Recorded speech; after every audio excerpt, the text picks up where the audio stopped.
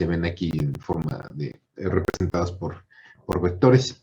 Y vimos entonces cómo es que esa tendencia la mide el rotacional, ¿no? Platicamos, bueno, de sus sistemas en coordenadas cartesianas, cómo se define el rotacional en coordenadas cartesianas, cilíndricas y esféricas. Y les comentaba, por ejemplo, aquí en el caso de coordenadas cartesianas, como cada componente que se obtiene de obtener el rotacional nos indica la tendencia a rotar en cada uno de los tres planos que tendríamos en un sistema tridimensional o en una geometría tridimensional, en espacio tridimensional. Entonces, aquí vimos cómo es que pueden ser positivos, que existe el rotacional y que esté una dirección saliendo, en este caso en esta imagen sería saliendo del plano Y, o puede ser al contrario, ¿no? Que pudiera ser que el rotacional quede como un negativo y que eso significaría que la dirección es hacia adentro del plano. La rotación sería hacia adentro y esta sería hacia afuera. Fuera del plano, o que queda, ¿no? Si hubiera el caso de que esta diferencia de las derivadas parciales de las funciones f de z con respecto a y f de y con respecto a z sea cero, entonces no habría rotacional, no tendría el campo vectorial en ese punto. Entonces son los tres operadores que vimos en la clase pasada. Les voy a enviar una tarea en el transcurso de hoy y mañana que va a consistir en lo siguiente. Miren, van a tener una función vectorial en coordenadas cartesianas, que sería una función vectorial como las que hemos dado, por ejemplo, esta que está,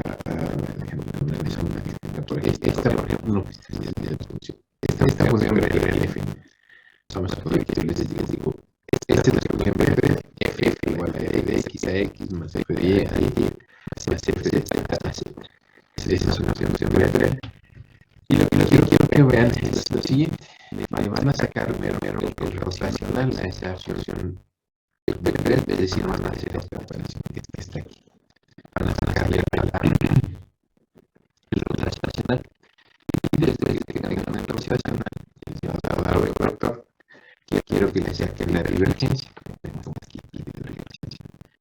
Y muestren cuál es el resultado. Aquí lo interesante es que van a tratar de que cuando ustedes a una función que tienen el rotacional, si no tiene rotacional esa función, entonces tienen un resultado. Pero lo que van a ver es que la divergencia ya no se le puede sacar a esa rotacional o es cero. Porque miren, un campo que rota puede tener divergencia, es decir, un campo que tiene rotacional no debe ser, puede tener divergencia. Porque si ven en este campo rotacional, vamos a ver aquí, si este campo rotacional aquí, quiere decir que ustedes ponen aquí un puntito y dicen aquí quiero sacar la divergencia, van a ver la divergencia porque entra, sale, ¿no? Porque las líneas de campo entran por un lado, pero salen por la tendencia a rotar de este campo. Entonces esto van a probarlo, por favor, para una función f de x. Primero le sacan el rotacional y aquí ya que tengan el rotacional le sacan la divergencia. Y aquí ya está como está el rotacional, ¿no? Esta es la función f de rotacional. Entonces esta función que tienen aquí es que sacan la divergencia. ¿Y cómo se saca la divergencia? Pues derivando con respecto a x, f de x, f de y y f de z. Aquí noten que su f de x, que ya van a ver que sacaron para sacarlo a la función, a la función original, van a obtener esta función. ¿Y están de acuerdo? Esto ya se lo estoy dando aquí. Ahora, a esto saquen la divergencia. Para eso, entonces, esta va a ser su nueva f de x, su nueva f de y su nueva f de z, lo que está en corchete, ¿sí están de acuerdo? Porque son las funciones, las componentes de esta función vectorial para x, y y z. Entonces, ahora deriven esto que está aquí adentro. Para sacar la divergencia, lo que les piden es derivar primero f de x con respecto a x, como lo menciona aquí, miren. F de x con respecto a x, luego f de y con respecto a y f de z con respecto a z. Entonces, van a obtener el resultado que debe de ser 0. Por favor, esto se los voy a enviar por correo y a ustedes por Classroom para que lo hagan, ¿no? Por favor, nada más para que verifiquen esto que les estoy diciendo. Un campo que es rotacional no puede ser divergente, ¿sí? O sea, si existe la divergencia, el rotacional en un campo vectorial, pues entonces este no puede ser divergente. Si existe el rotacional, perdón, si existe el rotacional. Entonces eso lo van a comprobar, por favor. Ahora vamos con otro operador que es el laplaciano. El laplaciano para campos vectoriales se define como, está aquí en esta fórmula, si bien ahorita lo vamos a explicar. Miren, dice aquí el laplaciano de un vector de coordenadas cartesianas se define como, aquí el operador laplaciano se identifica por este nabla al cuadrado, muchachos. Nabla al cuadrado, si ven, de una función vectorial f, y nos dice que es el operador nabla al cuadrado de f de x a x, de f de y a y y de f de z a z, para coordenadas cartesianas. Si tienen otro sistema coordenado, no existe una definición como esta que está aquí. Se tiene que aplicar una entidad del cálculo vectorial, que es esta que está aquí, que me dice que el laplaciano de una función vectorial es igual al gradiente de la divergencia menos el rotacional del rotacional. Vean, aquí esta ecuación es una ecuación del cálculo vectorial, una entidad del cálculo vectorial que me permite a mí determinar el laplaciano para funciones vectoriales que no están en coordenadas cartesianas. Si están en coordenadas cartesianas, puedo aplicar esto, por supuesto, también, pero el resultado es este que está acá, que es más sencillo, ¿no? Ahora, esto es para vectores, muchachos, el laplaciano para vectores. Si yo tengo una función escalar, el laplaciano ahora se define como el operador nabla, bueno, así lo definimos, el operador nabla al cuadrado de la función escalar b es igual al gradiente, perdón, a la divergencia del gradiente, si ven, se simplifica mucho cuando son funciones escalares. La divergencia del gradiente. Entonces le saco primero el gradiente a la función vectorial, escalar, perdón, y luego le saco la divergencia. Y eso me da el valor del laplaciano de una función escalar. Si esta función escalar estuviera en coordenadas cartesianas, vean cómo finalmente se puede obtener el laplaciano de una función escalar. No es más que la segunda derivada de la función escalar con respecto a x, más la segunda derivada de la función escalar con respecto a y la segunda derivada de la función escalar con respecto a z. Entonces vean que el laplaciano es para el caso de coordenadas cartesianas y una función escalar, pues no es más que la segunda derivada de la función con respecto a cada una de las variables independientes, que serían x, y z, ¿sí están de acuerdo? Entonces, esta sería la definición para el caso de cuando tengamos un escalar en coordenadas cartesianas, un campo escalar. Si no es en coordenadas cartesianas, tenemos que aplicar esta definición, que es la divergencia del gradiente, ¿sí? Para escalares. Si es un vector, recuerden, tenemos que usar esta ecuación que está aquí, esta identidad del cálculo vectorial, que me dice que es el gradiente de la divergencia de la función vectorial menos el rotacional del rotacional. Si la función vectorial es en coordenadas cartesianas, esto que está aquí se reduce a esto que está acá, ¿no? A lo que tenemos en la parte de arriba.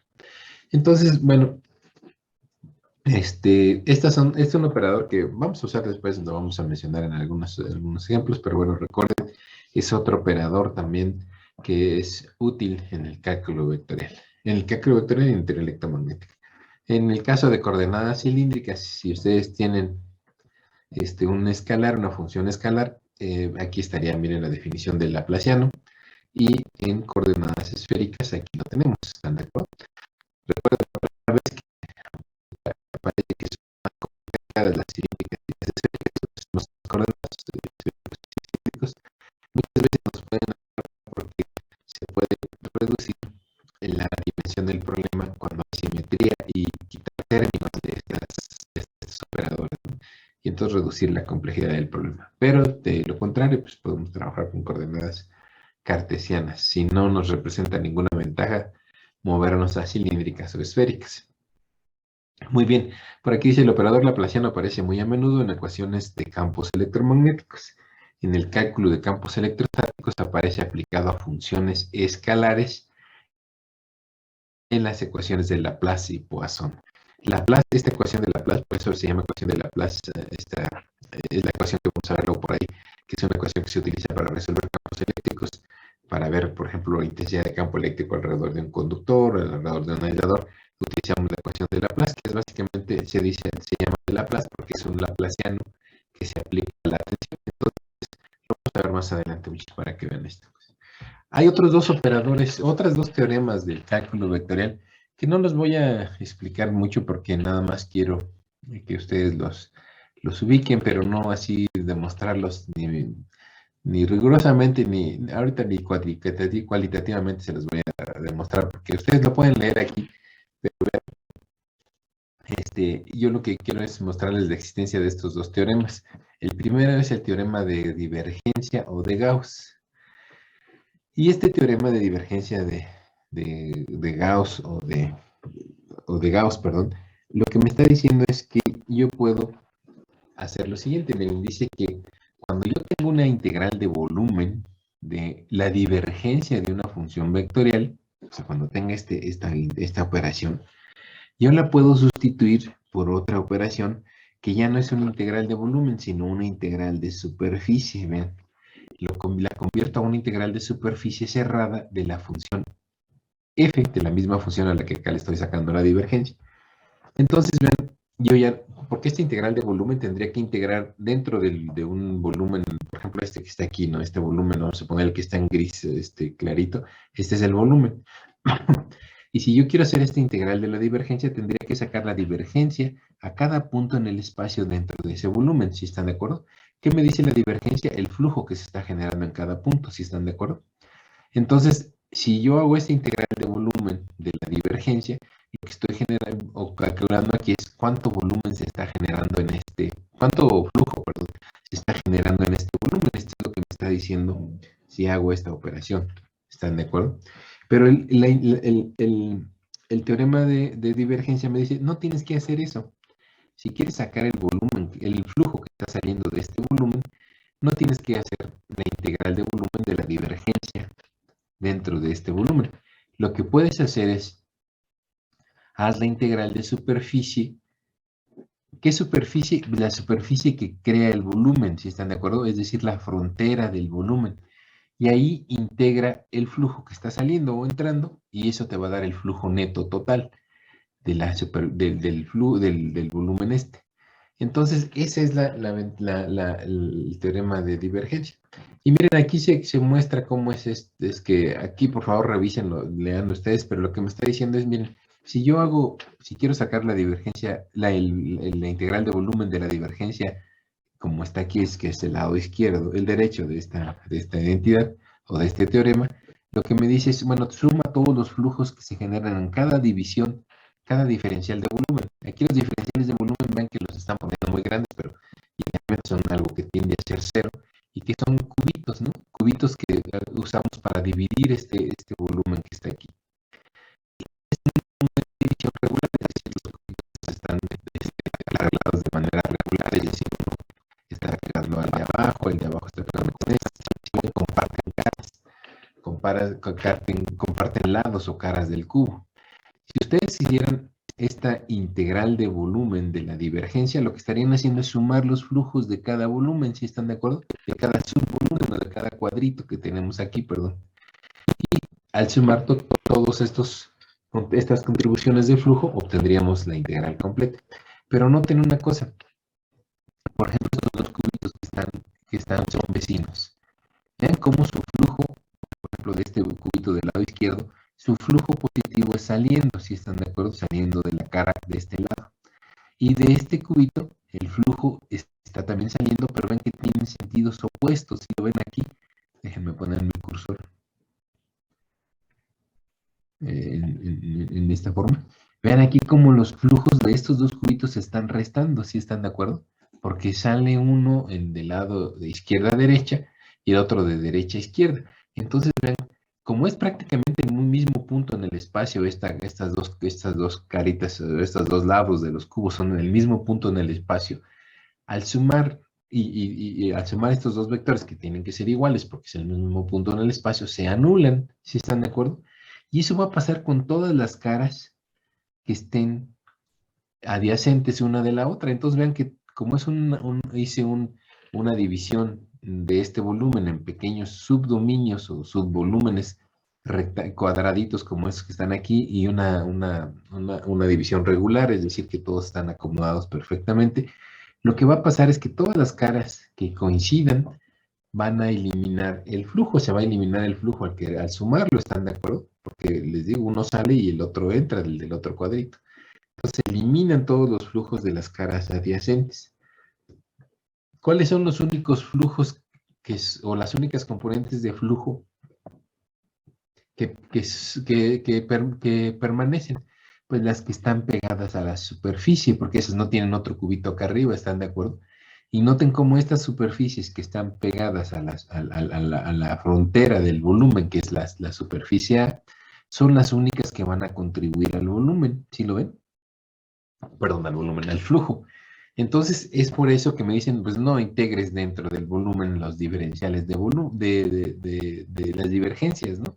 Mejor integra sobre la superficie el flujo nada más. Y eso te va a dar lo mismo. Entonces, esto es intuitivamente, esto es lo que está diciéndonos esta ecuación, este teorema de divergencia o de Gauss, que yo puedo sustituir esta operación de la integral de volumen de la divergencia de una función vectorial por la integral de superficie de esa función vectorial, por supuesto, en una superficie cerrada, porque esta superficie cerrada es la superficie que genera el volumen B, y tiene que ser cerrada para generar un volumen, ¿están de acuerdo?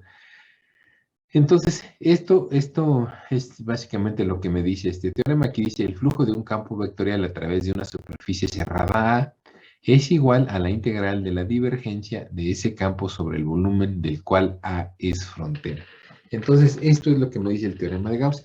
Aquí es lo que les acabo de explicar, aquí lo maneja. Hagan, si quieren revisar esto, es lo que les acabo de explicar, lo de que las fronteras comunes de las diferenciales de volumen,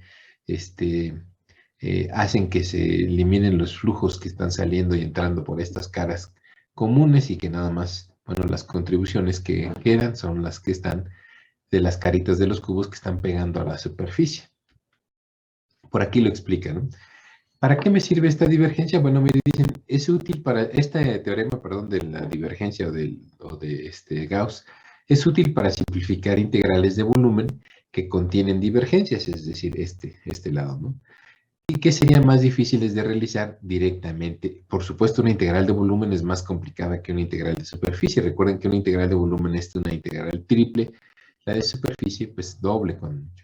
Entonces, esta herramienta matemática, dice, esto es una herramienta matemática y no debe confundirse con la ley de Gauss del teorema de campos electrostáticos, que es otro teorema por ahí que existe. Otra ley, perdón, pero no es una ley, es un teorema, el teorema de Gauss.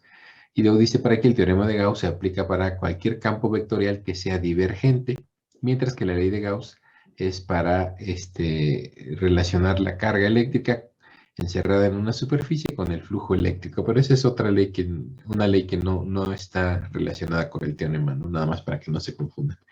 Muy bien, hay otro teorema, es el último teorema que vamos a ver de las herramientas matemáticas, que es el teorema de Stokes. El teorema de Stokes también es una identidad o una propiedad de los campos vectoriales que me permite hacer lo siguiente, vean. La integral de superficie del rotacional de una función vectorial, la puedo sustituir por la integral de contorno cerrado de esa función vectorial de producto punto con DL. ¿Qué me está diciendo esto? Muy bueno, vean. Es algo muy parecido a lo que les mostraba hace un rato. Bueno, así intuitivamente lo podemos ver. Miren, si yo tengo una superficie A y quiero sacar esta operación, o sea, quiero sacar el flujo que está pasando por aquí de una operación que es el rotacional de F, pues yo tendría que dividir, ¿no? Primero, dividir este volumen, esta superficie, en pequeños diferenciales de superficie, ¿no? Pequeños diferenciales, toda la superficie irregular sería una curvatura regular, una distribución regular. Aquí no me salió regular, pero los cuadritos deberían ser idénticos. para que cada cuadrito sea una superficie, un diferencial de superficie idéntico al que a los demás que están a su alrededor. Y a cada cuadrito yo le sacaría su rotacional. ¿Sí? A cada punto en esta superficie le sacaría su rotacional. Y los sumaría a todos, ¿no? Porque es lo que estoy haciendo con la integral, sumar el rotacional de esa función vectorial dentro de esta superficie. Y lo que me dice aquí, bueno, es que esto no lo tienes que hacer necesariamente. No tienes que sacar, dividir en subdominios o en subáreas, esta área total, y sacar la divergencia a cada punto. Lo que puedes hacer, de acuerdo al teorema de Gauss, es haz una integral de contorno sobre el contorno C, que es el contorno que genera la superficie A. O sea, la superficie A tiene una frontera que es el contorno, ¿están de acuerdo? Entonces lo que me dice el teorema de Stokes es, no hagas la integral de superficie del rotacional aquí adentro, sino nada más agarra y haz la integral de contorno cerrado sobre este límite, sobre esta trayectoria que genera la superficie A. Y eso es lo que me está diciendo aquí, si ven este teorema de Stokes, que yo puedo cambiar una integral de superficie del rotacional de una función vectorial por la integral de contorno cerrado de esa función vectorial f, donde recuerden que el contorno de esta integral de contorno de línea es el contorno que genera la superficie A. Entonces, por aquí lo dice, ¿no? El contorno de integración del segundo término, es decir, este contorno C, es el que describe la periferia del área del primer término. El teorema de Stokes es una herramienta que nos permite realizar integrales de superficie complicadas, transfiriéndolas a integrales de línea cerrada más simples. Entonces, estas son herramientas que me sirven para facilitar, para reducir la complejidad de la solución en un problema. Por eso es que las estamos viendo. Luego vamos a ver cómo las vamos a utilizar aquí.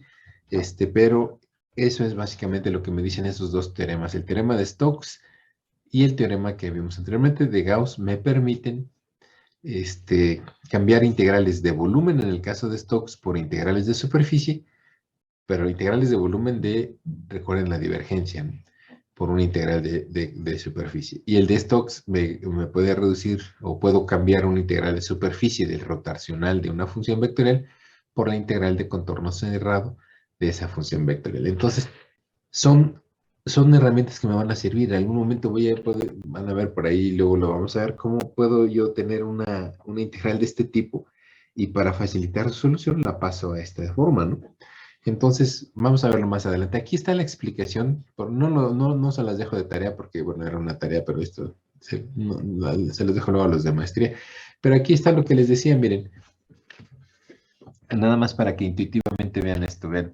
Aquí está una superficie, ¿no? Esto parece un cántaro, ¿no? Si lo ven, un jarrito que está abierto aquí, no es una superficie, no es un volumen, sino es una superficie, porque no se cierra la superficie para generar un volumen.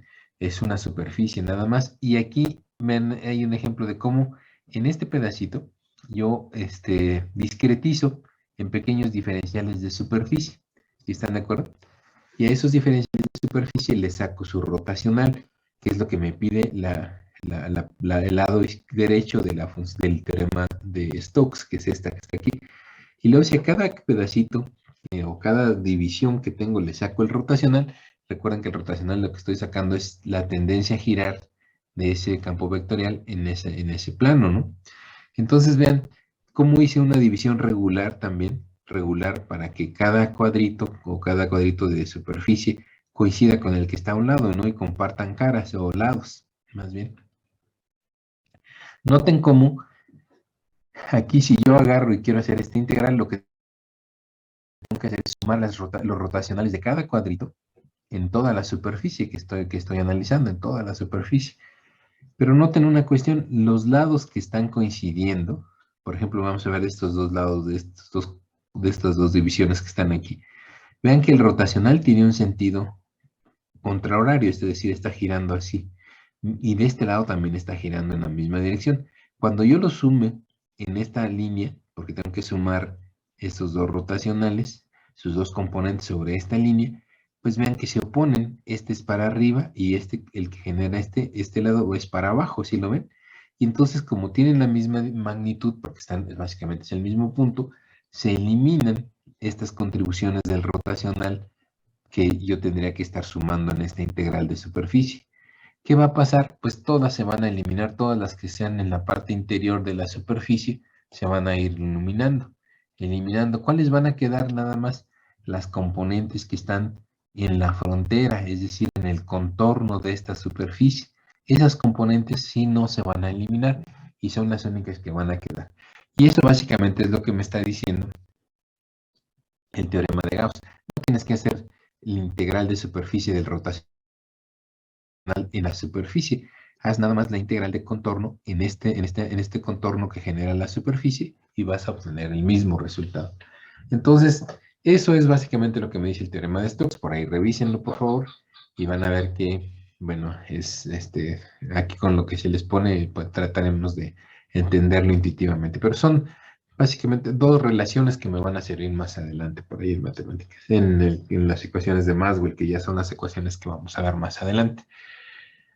Muy bien, hasta ahí terminamos con ese rápido recordatorio de algunos operadores matemáticos que vamos a ocupar. Recuerden, no los vamos a ocupar así con muchos problemas, nada más intuitivamente para analizar los campos, ¿no? Pero bueno, es importante que entendamos qué nos dicen cada uno de ellos. Entonces vimos integrales, vimos que primero vimos que es un escalar, que es un vector, que es un campo vectorial, que es un campo escalar, que es una función vectorial, que es una función escalar. Luego vimos integrales de volumen, integrales de superficie, integrales de contorno, vimos, ¿no? Luego vimos lo que era el gradiente, vimos lo que era la divergencia, vimos lo que era el rotacional, vimos cómo se define el laplaciano, vimos dos teoremas, que es el teorema de Stokes y el teorema de Gauss, y con eso terminamos el repaso de la parte de operadores matemáticos que requerimos. Vamos a empezar ahora con algo ya más relacionado, bueno, ya relacionado con teoría electromagnética, que son las cantidades físicas que nosotros debemos de manejar como ingenieros electricistas. Tenemos que manejar estas cantidades. Bueno, aquí hay algunas que no están, por ejemplo, la tensión no está, pero bueno, luego esa la vamos a platicar más adelante, pero estas cantidades básicas que requerimos conocer en teoría electromagnética y en ingeniería eléctrica, en ingeniería electrónica, ¿no? También se manejan mucho en física, ¿no? Vamos a empezar primero por H, que es la intensidad de campo magnético, cuyas unidades son amper metro. Luego viene la densidad de flujo la densidad de corriente, perdón, de conducción, J, la D, que es densidad de flujo eléctrico. Vamos a ver qué es eso, ¿no? ¿Qué es eso de densidad de flujo eléctrico?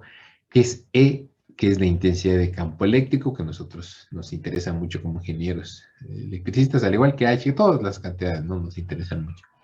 Pero esta intensidad de campo está dada en volts por metro.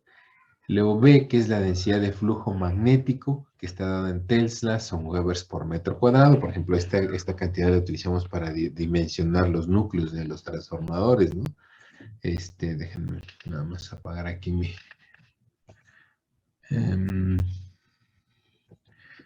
esta es la densidad de flujo magnético, lo utilizamos para dimensionar los núcleos. E, que es la intensidad de campo eléctrico, la utilizamos para dimensionar los aislamientos, por ejemplo. J, que es la densidad de corriente de conducción, la utilizamos para dimensionar los conductores. ¿Cuánta corriente tiene que llevar un conductor o puede llevar un conductor? Pues en función de su sección transversal, ¿no? Y que eso lo define la densidad de corriente. Entonces, ven cómo son cantidades importantes, ¿no? La resistividad, perdón, no es resistividad, es la densidad volumétrica de carga, coulombs por metro cuadrado, que es otra cantidad importante. La conductividad eléctrica, que también nos sirve para dimensionar los conductores. Sabiendo qué conductividad tenemos, pues nosotros podemos definir la sección transversal en función de la densidad de corriente, ¿no? La permeabilidad magnética, que es una propiedad, fíjense, esta conductividad eléctrica es una propiedad de todos los materiales, pero típicamente nosotros la vemos para los materiales conductores. Cuando queremos que sean conductores, buscamos que tengan alta conductividad. Cuando queremos que sean aislantes, que tengan muy baja conductividad. Entonces, esta propiedad es importante para para los materiales que queremos utilizar pues, en ingeniería eléctrica, en electrónica. Mu es la permeabilidad magnética. Esta permeabilidad magnética también nosotros debemos de saber, la hemos escuchado. ¿Qué me dice la permeabilidad magnética de un material? Pues que es la facilidad para orientarse los dipolos del material en la dirección de un flujo magnético que se le aplique, ¿no? O la facilidad con que puede llevar un campo magnético. Bueno, lo vamos a ver más adelante. Esta está en hercios por metro. Y luego viene la permitividad eléctrica, que es otra propiedad de los materiales. Estas últimas tres son propiedades importantes de los materiales. Y esta que dice permitividad eléctrica, que está dada en farads por metro, ¿para qué me sirve? ¿Qué me dice, no? ¿Cuándo es importante esta propiedad en un material que voy a utilizar? Bueno, pues entonces voy a ver qué valores puede tener el de permitividad eléctrica en los diferentes materiales, al igual que la permeabilidad magnética, qué propiedades puede tener, qué cantidades, qué magnitudes puede tener asociado a un material ferromagnético, por ejemplo, y saber esas cantidades, ¿no? Saber que un material que se utilice en un núcleo puede tener un valor de permeabilidad magnética muy elevado y, bueno, conocerlos, algunos de esos materiales.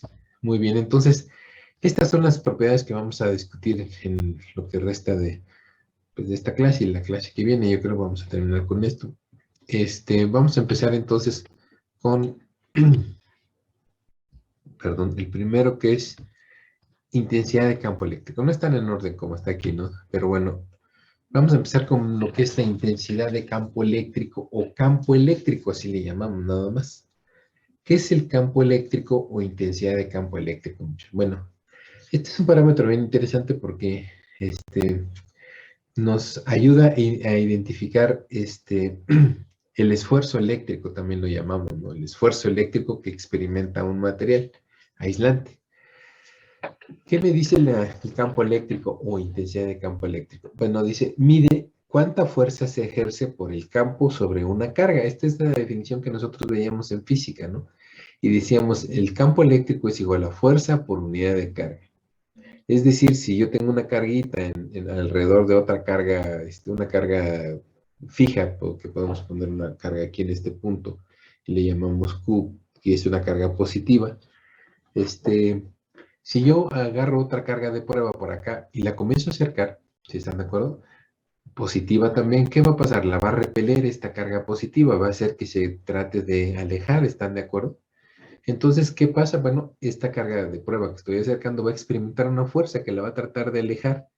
Yo para acercarla tengo que hacer un trabajo, ¿no? Ir acercándola lo más que pueda, pero me va a costar porque estoy moviéndome en contra de la fuerza que está aplicando el campo de esta carga original. Entonces, el campo eléctrico lo que me mide es qué tanta fuerza está experimentando esta carguita que estoy acercando al acercarme a esta carga de polaridad positiva también. Entonces, si yo la soltara esta carguita, aquí es una carga, pues si la suelto, ¿qué va a pasar? ¡Pum! Se va a tratar de mover, ¿no? Si tiene la facilidad, se va a tratar de alejar de esta carga positiva. Entonces se va a alejar con cierta fuerza, que es una fuerza que tiene magnitud y dirección, porque la va a alejar en cierta dirección. Por lo tanto, esa cantidad por unidad de carga, esa fuerza por unidad de carga, yo le llamo campo eléctrico. Si ven, es un vector, porque me va a decir con qué fuerza la repele y en qué dirección. Entonces, eso es básicamente lo que nosotros habíamos visto como campo eléctrico en física, ¿no? Ya vamos a verlo en física. Por lo tanto, el campo eléctrico es un vector, si lo ven, es un vector el campo eléctrico. Y que me va a decir, como lo menciono aquí, la fuerza, va a definirme la fuerza que está experimentando esa carga dentro de un campo de fuerza generado por otra carga. Este campo eléctrico, pues si ven, es una fuerza, está asociada a una fuerza por unidad de carga. Entonces, si yo tengo un campo eléctrico generado, por ejemplo, no necesariamente tiene que ser por una carga, puede ser por algún potencial eléctrico. O sea, que yo energizo un electrodo y a su alrededor también se va a generar un campo eléctrico, porque va a pasar lo mismo que si yo tuviera una carga. Es decir, por ejemplo, aquí pongo un conductor cilíndrico, un cable, ¿no? De una línea de alta tensión, y le pongo un voltaje. Aquí lo energizo con una tensión B. Bueno, va a pasar algo muy similar. Cualquier carga que yo, si este es positivo, por ejemplo, este voltaje, cualquier carga Q que yo trate de acercar a ese voltaje, a ese conductor energizado, va a experimentar lo mismo, una fuerza que la va a tratar de alejar, si es positiva esa carga. Entonces va a experimentar una fuerza que va a estar definida por la intensidad de campo eléctrico en ese punto, que es fuerza por unidad de carga, ¿están de acuerdo? Entonces, vean, la materia está compuesta de carga, ¿no? O sea, si ustedes toman como referencia el modelo de que un átomo está formado por cargas positivas y negativas y que pues esas cargas, que son los electrones, los protones, están inmersas en un campo eléctrico porque están alrededor de un conductor energizado que va a tratar de hacer esa molécula o ese átomo, pues va a tratar de alejarse, ¿no? O las partículas que tiene van a tratar de alejarse, ¿están de acuerdo? Por el efecto del campo eléctrico que está, en el que está inmerso. Entonces, la materia, muchachos, la materia, por ejemplo, los aislamientos, cuando ustedes los colocan en un campo eléctrico, sienten esa fuerza, ¿no? Sienten esa fuerza que estará tratando de moverles, por ejemplo, sus electrones, ¿no? Se los está tratando de hacer jalar o repeler, depende de la polaridad que le estamos aplicando al electrodo alrededor del cual están. Y esa fuerza que van a sentir la materia se le llama esfuerzo eléctrico, ¿sí? Y nosotros tenemos que tener cuidado porque si el campo eléctrico es muy intenso, lo que va a pasar es que puede llegar a generar que le arranque los electrones a la materia, ¿no? A los átomos le arranque los electrones y los haga que entren en un proceso, en conducción, es decir, que se desplacen sobre la materia. Entonces eso genera corrientes dentro del material aislante. ¿Y qué pasa? Pues los quema, ¿no? O los perfora o los daña. Entonces, por eso a mí el campo eléctrico, me interesa conocerlo, porque yo sé qué tanto esfuerzo está experimentando los materiales aislantes cuando están sujetos a un campo eléctrico. Entonces, por ejemplo, yo sé el aire, por ejemplo, el aire que está compuesto de gases diferentes. este, si yo le aplico un campo eléctrico intenso, ¿cómo se lo aplico? Pues lo pongo alrededor de un conductor energizado, muchos, ¿sí? Por ejemplo, un conductor de una línea de alta tensión. Si el campo eléctrico alrededor de ese conductor es muy intenso y rebasa la capacidad de soporte que tiene el aire para que no se afecte por ese campo eléctrico, pues lo que va a pasar es que va a comenzar a conducir el aire, va a comenzar a tener corrientes. ¿Por qué? Bueno, porque no puede soportar esa fuerza que está experimentando las moléculas de las que está hecho el aire. Y entonces por ejemplo, los electrones que están formando en este caso el gas, pues van a experimentar una fuerza tan alta que los va a hacer que se muevan, que se desplacen, los arranquemos de los átomos y comiencen a hacer electrones libres que se mueven. ¿Y qué es un movimiento de electrones? Pues es un movimiento de carga, es una corriente, si están de acuerdo. Y eso es lo que genera entonces que se pueda dañar mi aislamiento. En este caso, y si es aire, por ejemplo, el aire comienza a conducirse, comienza a generar corrientes a través del aire. Ahí, bueno, si son distancias cortas entre dos electrodos, puede haber una ruptura en el aire, es decir, una chispa que rompe de un electrodo a otro. Si son distancias muy grandes, a lo mejor no alcanza a romper de un electrodo, por ejemplo, contra tierra o de un cable contra tierra, no alcanza a romper, pero se ioniza el aire alrededor del conductor y eso genera lo que nosotros conocemos como descarga corona. Entonces, el campo eléctrico es bien importante para los electricistas para identificar el esfuerzo que están experimentando los aislamientos en todos los aparatos eléctricos y equipos eléctricos, como dice aquí. El campo eléctrico es un vector. Típicamente nosotros lo representamos como está aquí, vean. Son vectorcitos que están saliendo, por ejemplo, de una carga positiva, saliendo, de una carga negativa, están entrando, de una barra que está cargada con carga positiva, pues es lo mismo, vean cómo están saliendo las líneas de campo eléctrico, son vectores, por eso los represento con líneas. Una placa cargada también pues, la puedo representar con vectores que están entrando, vean, perpendicularmente a la placa, ¿no? Aquí siempre las líneas de campo eléctrico siempre salen de manera perpendicular de los conductores. Eso es una parte importante. Vean cómo siempre entran perpendicularmente al conductor. O aquí, fíjense, esta es una esfera cargada también con polaridad positiva. Vean cómo las líneas de campo también salen de manera normal a la superficie o perpendicular a la superficie. ¿Ven? No hay líneas que sean tangenciales, siempre son normales. Y acá está, por ejemplo, el caso de líneas de campo eléctrico, que ustedes ya las han visto en un dipolo eléctrico, ¿no? De carga positiva y carga negativa. Vean cómo siempre salen de la carga positiva, entran en la carga negativa. Acá está un ejemplo, miren, estos son dos conductores que tengo energizados, uno con 0 volts y uno con 24 volts, que corren paralelos. Aquí hagan de cuenta que están entrando a la pantalla de aquí de su computadora.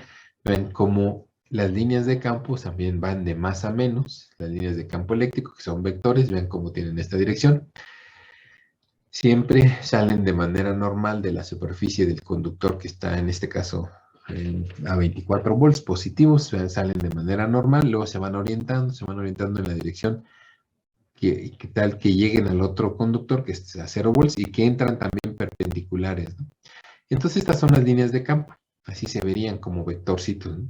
Si yo agarrara y hagan de cuenta que mi cursor es un electrodo, una carga positiva, ¿no? Una carga positiva y la coloco aquí, ¿qué va a pasar? Pues esa carga va a experimentar una fuerza, muchachos, por el campo eléctrico, que la va a tratar de mover en esta dirección, o sea, la trataría, si la pongo aquí, en este punto la va a tratar de mover en la dirección que me indica la flechita ahí, si están de acuerdo, la va a mover hacia acá, la va a desplazar. Si la pongo aquí, esta carguita, pues que puede ser un electrón libre que esté por ahí, lo va a mover en esta dirección y así se va a ir moviendo el electrón en esta dirección. Si la pongo por acá, pues también va a moverse en la dirección que le marca la flecha. Entonces, estas líneas de estos vectores son campo eléctrico. Vean que aquí están las líneas equipotenciales. ¿Se acuerdan que les platicaba de las líneas equipotenciales? Que son líneas también imaginarias, que son líneas que unen los puntos en el espacio que tienen el mismo voltaje. Por ejemplo, la primera línea equipotencial sería la superficie de este conductor porque está a 24 volts. Toda la superficie está a 24 volts. Entonces sería la primera línea equipotencial. Luego aquí sigue otra línea equipotencial, si la ven, esta que está aquí, este circulito, que podría ser, por ejemplo, si buscamos la línea de 23 volts. Aquí está la línea de 23 volts, la de 22 sería esta más grande, la de 21 y así me iría hasta que llegue a la línea de 0 volts, que sería en la superficie del conductor que está a 0 volts. Así se verían entonces las dos representaciones de líneas equipotenciales y campo eléctrico. Entonces, esta es una definición de campo eléctrico. Aquí está otra definición que vamos a utilizar mucho para más adelante, que es que el campo eléctrico, yo les había dicho que es la razón de cambio del voltaje. ¿Cómo cambia el voltaje? También la podemos definir. En lugar de fuerza por unidad de carga, la podemos definir a partir del voltaje como menos el gradiente del voltaje o del potencial. Vean que este es gradiente, ¿no? Recuerden, ¿qué me dice el gradiente? La razón de cambio, cómo cambia el voltaje. Entonces, donde yo tenga cambios muy grandes de voltaje, voy a tener campos eléctricos muy intensos. Aquí, perdón, aquí en esta imagen vean cómo las líneas equipotenciales están más pegadas aquí alrededor del conductor, ¿verdad? Si las ven, son más pegadas. Aquí al centro están un poco más despegadas.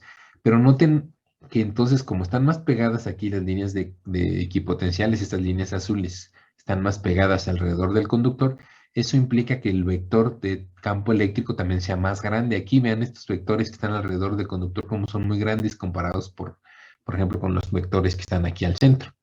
Porque donde el voltaje cambia muy rápido, el campo eléctrico es más intenso. Esto me lo dice el gradiente del potencial. Recuerden que el gradiente de una función escalar es la razón de cambio de esa función escalar. Entonces, si ven, el campo eléctrico lo que me dice es qué tan rápido cambia el voltaje. Puede cambiar el voltaje muy rápido en la dirección X, en la dirección Y o en la dirección Z. ¿Están de acuerdo? En cualquier dirección.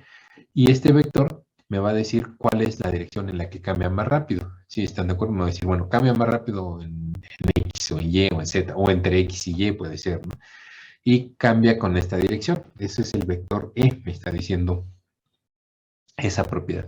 Vean que hay un signo negativo que se ha puesto porque el signo negativo, dice aquí, se ha usado para dar significado físico al potencial como el trabajo realizado en contra del campo eléctrico.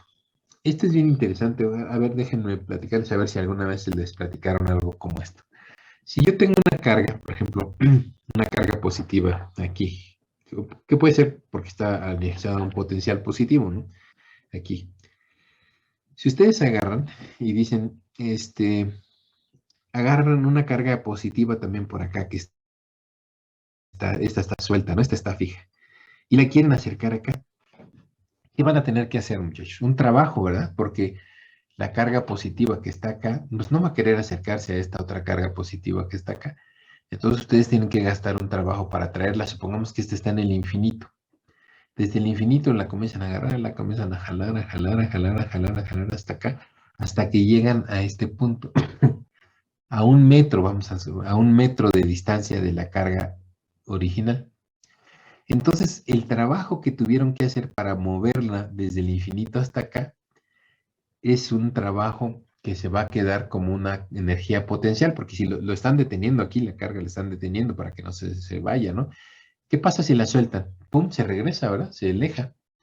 Entonces vean que ustedes tuvieron que gastar un trabajo o hacer un trabajo, realizar un trabajo para llevarla hasta cierta distancia de la carga positiva. Bueno, el trabajo que se desarrolla por unidad de carga, por un coulomb, supongamos, para llevarlo a una distancia de esta carga que también es positiva, es 1 volt, muchachos. 1 volt, fíjense, el volt es energía por unidad de carga, es decir, joules por coulomb. Entonces, fíjense, por eso es el signo negativo, porque le está diciendo que el campo eléctrico lo que va a hacer es que las va a tratar de alejar, y entonces tienen que hacer un trabajo para acercarlo, ¿no? Por eso, por eso el campo eléctrico se define como menos el gradiente de potencial. Por ahí investiguen, a ver, a lo mejor alguien les dijo alguna vez qué es un volt. ¿Cómo se define un volt? ¿Se acuerdan que les dijeron qué es un volt, muchachos? Ah, es que es el trabajo realizado para traer una carga desde el infinito hasta una distancia, de una carga de un coulomb positiva hasta una distancia de 1 metro de otra carga de valor positivo, de valor de un coulomb positivo también, porque requieren trabajo para hacer eso, ¿no? ¿Sí están de acuerdo? Es un trabajo. Y ustedes cuando agarran y la mueven a esta distancia de 1 metro y la colocan aquí, la fijan, la están sosteniendo, porque si no, se aleja, ¿no? La otra carga la va a repeler. Y entonces ustedes el trabajo que están haciendo para mantenerla en ese punto es un trabajo de 1 volt, porque 1 volt es joules por un joule por unidad de carga, por un coulomb. Ese es el trabajo que están haciendo ahí. Para traer un coulomb hasta ese punto tuvieron que gastar un joule. Entonces, eso es 1 volt, muchachos, eso es 1 volt, así revísenlo por ahí. Y fíjense, 1 volt es energía potencial, porque si ustedes agarran y sueltan esta carguita, pum, se va a mover y va a haber un flujo de carga, ¿no? Un flujo de corriente. Puede hacer trabajo, por eso el potencial lo podemos utilizar para generar trabajo, para hacer que circule corriente a través de un conductor y, no sé, calentar, prender un foco, hacer algo, realizar alguna aplicación ya de energía eléctrica, ¿no? Pero vean, esa condición entonces, por eso el signo negativo, ¿no? Porque se considera que es un significado físico que nos indica que el potencial es el trabajo realizado en contra del campo eléctrico, por eso se le pone el signo. Bueno, si el campo eléctrico es el gradiente de potencial, pues ya en coordenadas cartesianas está definido como está aquí. Recuerden que es la razón de cambio en cada una de las direcciones de la función escalar. Entonces, este campo eléctrico nosotros lo vamos a utilizar mucho para, bueno, les voy a mostrar unos ejemplos de cálculo de campo eléctrico con COMSOL. Vamos a ver cómo es que yo por ejemplo, pueden hacer un arreglo de un cable coaxial, de un cable de alta tensión, y conociendo el voltaje que tiene ese cable, ustedes pueden ver cómo se comporta el campo eléctrico a su alrededor. Entonces, el campo eléctrico, dice por aquí, el gradiente de un campo eléctrico se determina de la siguiente manera. El gradiente de un campo eléctrico, bueno, aquí dice el gradiente de potencial se determina de la manera siguiente. Permítanme aquí Déjenme corregir porque aquí, permítanme un tantito aquí. El gradiente de un... no, perdón. El gradiente de un campo potencial. Sí, está bien. Sí, un campo electrostático potencial. Sí, está bien. Perdón, no está mal. Dice, el gradiente de un campo potencial se determina de la siguiente manera. Se determina la variación de B con respecto a X, Y y Z, que es lo que estamos haciendo aquí. Al desplazarse en la dirección X por un paso infinitesimal y multiplicando por el vector unitario, es decir, ver qué tanto cambia el voltaje en la dirección X, qué tanto cambia el voltaje en la dirección Y y qué tanto cambia el voltaje en la dirección Z, ¿no? Cada uno de estos cambios con su respectivo vector unitario, porque nos tiene que indicar en qué dirección se cambia, ¿no?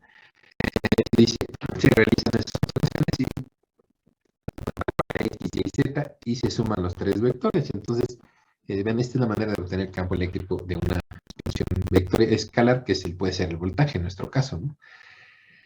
Dice, el procedimiento descrito anteriormente define el vector que apunta en la dirección de mayor aumento en el campo potencial. Muy bien, o campo escalar, que es el de voltaje.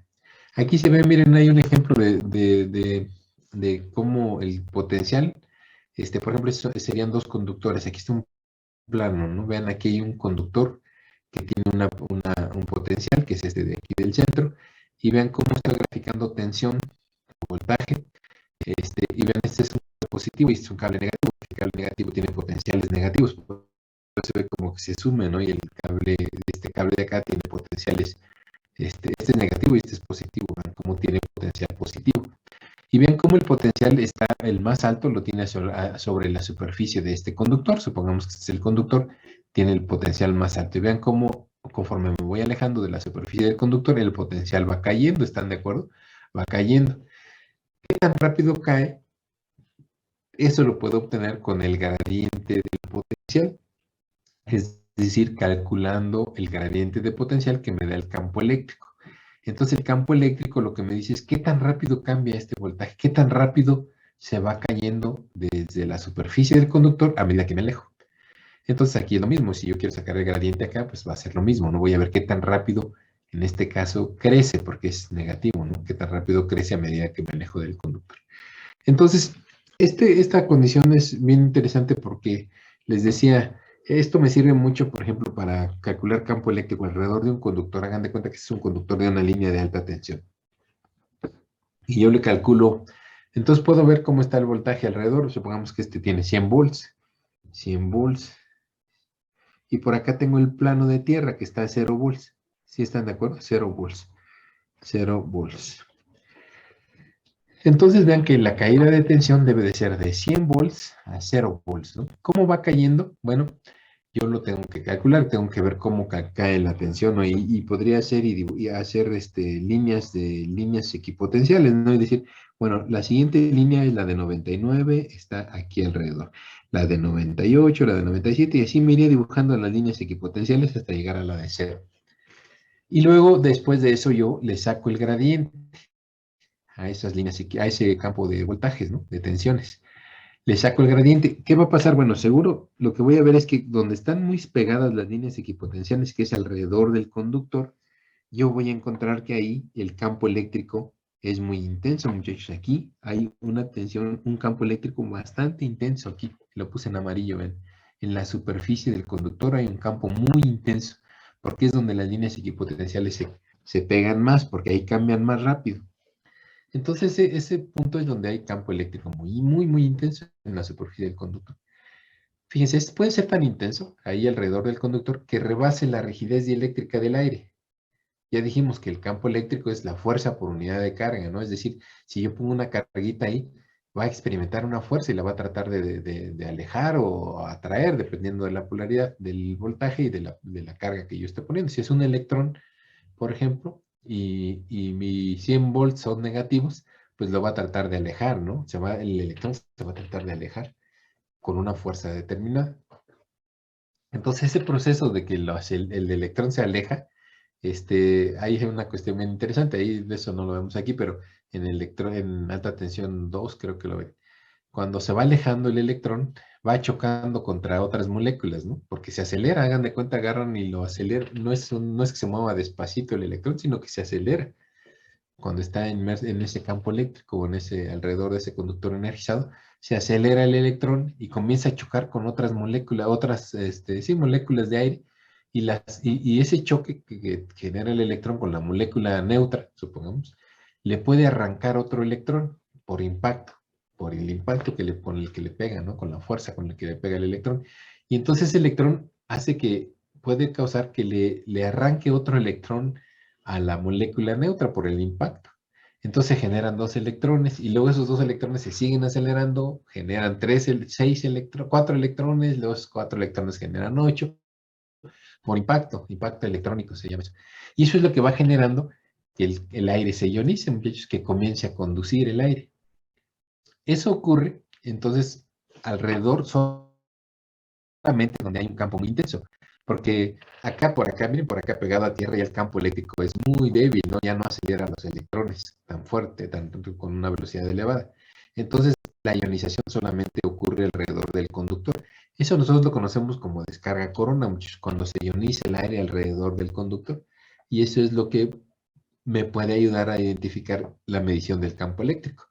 El campo eléctrico, por ejemplo, alrededor de los conductores en aire, se ha determinado que para que se ionice el aire, el campo eléctrico o el esfuerzo eléctrico, perdón, déjame cambiarle de color, el campo eléctrico debe de ser del orden de 30 kilovolts por centímetro. Si hay 30 kilovolts por centímetro de campo eléctrico alrededor del conductor, el aire se ioniza en condiciones atmosféricas normales, ¿no? De aire, de temperatura y humedad y densidad del aire estándares, que es las condiciones de a nivel del mar típicamente, el aire puede comenzar a conducir. Luego, a veces eso cambia, eso 30 kilovolts por centímetro puede cambiar con la altura sobre el nivel del mar. Por ejemplo, aquí en la Ciudad de México o alrededor de la Ciudad de México, a una altura de 2.200 metros sobre el nivel del mar, esos 30 kilovolts pueden bajar, por ejemplo, 30 kilovolts por centímetro, pueden bajar a 23, por ejemplo, kilovolts por centímetro, ¿no? Es un valor pico, ¿no? Valores pico de tensión. Entonces, por eso el campo eléctrico es muy, muy importante conocerlo, porque les digo, nosotros cuando lo vemos como un esfuerzo eléctrico en aislamientos, nos va a definir qué tanto puede soportar el aislamiento. A veces los papeles, el aceite, por ejemplo. El aceite de transformador les han dicho, no, el aceite de transformador soporta 30 kilovolts por centímetro. Vean que es kilovolts por centímetro, porque son volts por unidad de longitud, ¿no? Vean que es la derivada, la razón de cambio, si B es tensión, pues son volts. Y si X es distancia, pues son metros, ¿no? Son volts por metro, la distancia puede ser centímetros o milímetros, ¿no? También. Pero vean que el campo eléctrico tiene unidades de volts metro. Aquí lo habíamos visto, ¿no? Son volts metro. Por eso cuando yo les digo que la rigidez dieléctrica del aceite es 30 kilovolts por centímetro, les estoy diciendo que es el campo eléctrico que soporta el aceite. Y si les digo que tenemos en aire 30 kilovolts por centímetro también, pues entonces el aire está soportando esa cantidad de campo eléctrico. Por eso el campo eléctrico es importante. Recuerden que el campo eléctrico es el gradiente menos el gradiente de potencial, que este operador, lo que recuerden, me dice es qué tan rápido crece o qué tan rápido cambia la tensión alrededor en un espacio, ¿no? Un espacio. Bueno, revísenlo, por favor. Vamos a continuar leyendo otra vez, por favor. Vamos a continuar con esto, porque ya nos tardamos con esta, pero bueno, era una parte importante. La densidad de corriente, muchachos. ¿Qué es la densidad de corriente? Bueno, es la corriente eléctrica o carga por unidad de tiempo que pasa por una unidad de superficie. Miren, ustedes, vamos a suponer que tienen un conductor, ¿no? Y quieren hacer pasar 10 amperes a través de un conductor. Quieren llevar 10 amperes de un contacto a una carga. Y agarran y dicen, le voy a poner un conductor que tiene un diámetro de 2 milímetros, supongamos, ¿no? Los 10 amperes a lo mejor van a pasar por ahí. Si pasan los 10 amperes, pasan a través de ese conductor de 2 milímetros de radio, vamos a suponer. Pero también si le ponen un conductor de 1 centímetro de radio, pues también va a pasar a los 10 amperes, si están de acuerdo, van a pasar. ¿Qué podría pasar? Bueno, noten que a lo mejor ahí una condición importante es que a lo mejor el conductor delgadito se va a calentar, ¿no? Porque está llevando más amperes por unidad de superficie, si están de acuerdo, porque es más pequeñito el conductor. En cambio, en el conductor de 1 centímetro, vean cómo la densidad de corriente, es decir, los amperes por metro cuadrado de superficie son mucho menos, porque tienen mucho más área transversal para llevar la misma corriente que en el conductor pequeñito. Entonces, esa característica de la cantidad de corriente que circula por unidad de superficie se le llama densidad de corriente. Y ese es importante porque, bueno, dice aquí es un parámetro de diseño que define el dimensionamiento de los conductores eléctricos. Los conductores eléctricos, dependiendo de si es cobre, aluminio, tienen un valor recomendado de corriente, ¿no? Dicen, no, es que el cobre no puede llevar más de tantos amperes por metro cuadrado, porque si no comienza a haber pérdidas elevadas, ¿no? O el aluminio, tantos amperes por metro cuadrado. Pero vean que les están diciendo amperes por metro cuadrado. Quiere decir que dependiendo del tamaño del conductor de la sección transversal, pues será el número de amperes que pueden llevar, ¿no? Entonces, ¿cómo se mide eso? ¿Qué es la densidad de corriente? Pues es la cantidad de amperes que pasan por unidad de superficie. Dice por aquí, esta es la densidad de corriente. La densidad de corriente es la que produce calor o pérdidas. Entre más grande sea la densidad de corriente, mucho mayores las pérdidas en los conductores. Entonces, por eso es que hay que cuidar cuál es la densidad de corriente que va a través de un conductor. Y que no se eleve la temperatura, que no se caliente, que no genere, porque va a generar más pérdidas por efecto Joule, ¿no? Entonces, su representación es un vector también, porque tiene una dirección, en qué dirección está yendo la corriente, y en coordenadas cartesianas de x y y, pues es un vector, y sus unidades son amperes. Entonces, aquí hay un ejemplo, vean, es el flujo de carga, o de densidad de corriente. Aquí ven, hay una corriente que se está expresando desde un conductor, ¿no? Entonces, ¿cuántos valores de carga están pasando por unidades de superficie? Pues es muy relativo. Entonces, el número de portadores de carga en tiempo se llama amperes, ¿no? Es la corriente. Y si esa corriente la dividimos entre la superficie, pues nos da lo que nosotros llamamos densidad de corriente. Entonces, vean, aquí está la densidad de corriente J. Y luego la calculamos, pues ya sabemos cuánta corriente está pasando del conductor. Nada más dividimos esa corriente entre la superficie, el área de la superficie, el área superficial de sección transversal. Y vamos a obtener que tenemos una corriente, una densidad de corriente J. Vamos a obtener el valor de densidad de corriente J. Considerando que es uniforme, porque aquí ellos se asumir que J es constante por todas estas secciones del conductor. Es decir, la misma densidad de corriente que tengo en esta punta cargada a la superficie y la misma que tenemos en el centro. Eso es cierto para corriente alterna, no vamos a usar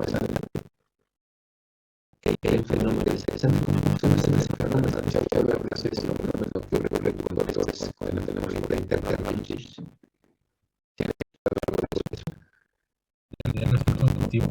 El efecto inductivo es esta causa, pero nosotros no sabemos cómo el fenómeno hasta le damos un nombre, el efecto muchachos. Exactamente el efecto Taylor, el efecto película. En realidad, si ustedes vieran una sección transversal de ese conductor, así como lo tengo acá en esta sección transversal, si ustedes ven la corriente en corriente directa, es la misma en todas las superficies, ¿no? Es decir, son los mismos amperes por metro cuadrado por centímetro cuadrado, que pueden decir, aquí en esta punta, hasta la misma densidad de corriente que cambia de densidad para acá, si está hablando de diferentes superficies. Pero por ejemplo, en corriente interna comienza a haber un fenómeno que se llama efecto película, que se comienza a decir por el efecto de inducción, no vamos a ver si es por el efecto de inducción, pero lo que pasa en corriente alterna es que la corriente se trata de ir hacia la superficie, se trata de ir más hacia la superficie. Entonces, hoy vamos a dar unas imágenes de simulación y lo vamos a hablar con Concha. Se trata de ir más hacia la superficie, hacia la corriente. Entonces, corriente aquí, J puede ser mayor que acá en el centro, porque hay más hercios por metro cuadrado sobre la superficie del conductor o a la superficie en el centro, en corriente alterna. Todo depende del tamaño del conductor, porque este efecto se da a cierta distancia, o sea, tiene cierta profundidad de relación de anillo. Entonces, no es lo mismo el efecto película de un conductor grande que un conductor pequeño. Luego vamos a platicar un poco más, pero este es el anillo, estoy considerando que la diferencia de es uniforme, porque es la misma dentro del conductor, pero no necesariamente es lo que ocurre en corriente alterna. Vamos a observarlo más adelante que sí hay un fenómeno interesante que es que la densidad de corriente es mayor en la superficie y que esto se modifica con la frecuencia. Mientras más alta la frecuencia, más cerca de la gravedad se tiene la corriente de la superficie. Eso se le llama el efecto bipolar.